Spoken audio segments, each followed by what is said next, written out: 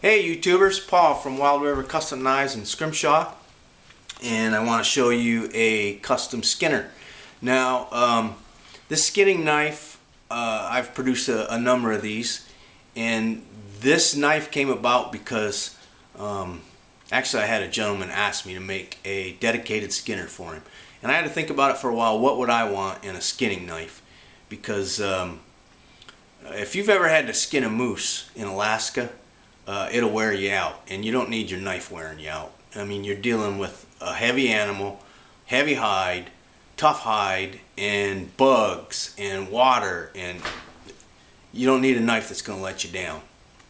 So this this knife comes with a nice leather sheath, and I make the sheath for this knife extra deep, so it's not going to fall out on you when you're hunting.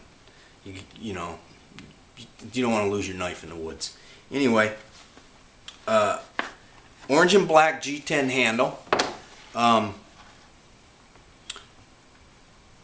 The spine thickness on this is 1/8 of an inch. And this, the skinning knife here is made out of A2 tool steel, so it's very abrasion resistant.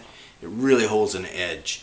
It has a 5-inch, very upswept blade, and if you'll notice the drop here, and I designed that specifically because where I grew up, the way you skinned out a deer or other big game animal was to start your incision in the stomach. You'd get a cut, and then you'd get your finger in there, and then you'd put your finger right here, and you move up the abdominal cavity, and you never take a chance on puncturing the intestines with your finger over the end like that. So that's a design feature that I put in. The other is jimping. It's jimped here, serrated on the top for your finger.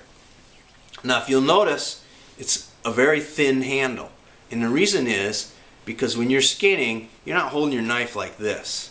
You're using a pinch hold. So I designed this specifically really for a pinch hold,